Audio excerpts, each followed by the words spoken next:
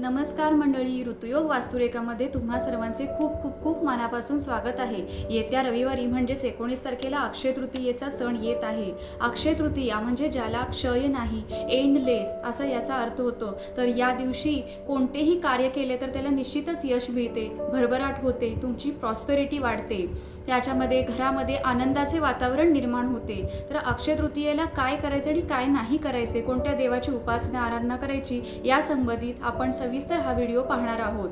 तर अक्षय तृतीयेला पूजा काय करायची, तर विष्णू, लक्ष्मी आणि कुबेर या तिन्ही देवांची आपल्याला पूजा करायची आहे। सर्वात प्रथम सकाळी उठून पिवळ्या रंगाचे कापड घेऊन त्याच्यामध्ये गंगा जलामध्ये ते बुडवून आपला उंबरठा पुसून घ्यायचा आहे। उंबरठ्याची विधिवत पूजा करायची आहे, हळदी कुंकू लावायचे आहेत, रांगोळी काढायची आहे, सुंदर फुलं वाहायची आहेत आणि हो त्याच्यावर हळदीचं लेपन सुद्धा करायचं आहे। ही पूजा झाल्यानंतर आपल्या देवघरामध्ये विष्णू, कुबेर आणि विष्णूचा अवतार म्हणजे कृष्णाची पूजा, त्याचबरोबर लक्ष्मी, जर लक्ष्मीची मूर्ती तुमच्याकडे अवेलेबल नसेल तर तुम्ही श्रीयंत्राची सुद्धा पूजा करू शकता। लक्ष्मीचा मंत्र श्री महालक्ष्मी देवे नमः असा 108 वेळा जप आपल्याला कुंकुमार्चन करत करायचा आहे।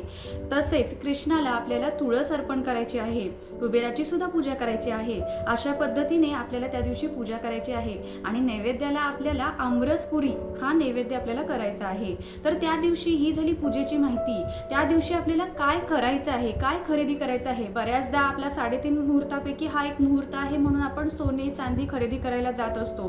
तर आता सोनं इतकं महाग झालेलं आहे की सोनं खरेदी करणं ज्यांना शक्य नाही ते चांदी खरेदी करू शकतात। ज्यांना चांदी सुद्धा खरेदी करणं शक्य नाही त्यांनी मातीचं भांडं खरेदी केलं तरी चालणार आहे आणि ज्यांना मातीचं भांडं सुद्धा खरेदी करणं शक्य नाहीये त्यांनी आपली तुळशीचं रोप खरेदी केलं तरीही चालणार आहे।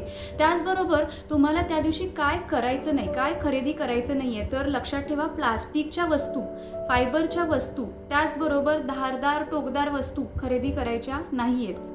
धारदार टोकदार वस्तू म्हणजे त्याच्यामध्ये आला चाकू, कात्री, त्यानंतर तुम्हाला टोकदार असे खिळे वगैरे असतात। त्याचबरोबर काचेची भांडी ही आपल्याला अजिबात खरेदी करायची नाहीयेत। त्या दिवशी कोणतं वस्त्र परिधान करायचं आहे, तर शक्यतो आपल्याला पिवळ्या रंगाची वस्त्र परिधान करायची आहेत। पिवळ्या रंगाचं कापड खरेदी केलं, कपडे खरेदी केले तरीही चालणार आहे। फक्त काळा आणि ग्रे कलर म्हणजे राखाडी कलर आपल्याला त्या दिवशी वापरायचा नाही, त्या रंगाचं काही खरेदी करायचं नाही, कपडे त्या रंगाचे घ्यायचे नाही। तर अशा पद्धतीने तुम्हाला अगदीच जर ह्यातली कुठलीच गोष्ट खरेदी करत असताना ह्यातली कुठलीच गोष्ट जर जमली नाही तर तुम्ही बार्ली सुद्धा खरेदी करू शकता। बार्ली म्हणजे जव, ते सुद्धा तुम्ही खरेदी करू शकता। आणि अशा पद्धतीने अक्षय तृतीया खूप सुंदररित्या सोप्या साध्या पद्धतीने तुम्ही साजरी करा। त्याच्यामुळे तुमच्या घरामध्ये सुख समृद्धी भरभराट येणार आहे, आनंदाचं वातावरण तुमच्या घरामध्ये निर्माण होणार आहे वास्तूमध्ये। तर अशा पद्धतीने हा आपला सण साजरा करा। तुम्हाला पुन्हा एकदा अक्षय तृतीयेच्या खूप खूप खूप मनापासून शुभेच्छा। तेव्हा अशा सोप्या साध्या आपल्या वास्तू टिप्सना तुम्ही फॉलो करा, शेअर करा आणि हो सबस्क्राईब करायला बरोबर विसरू नका। श्री स्वामी समर्थ।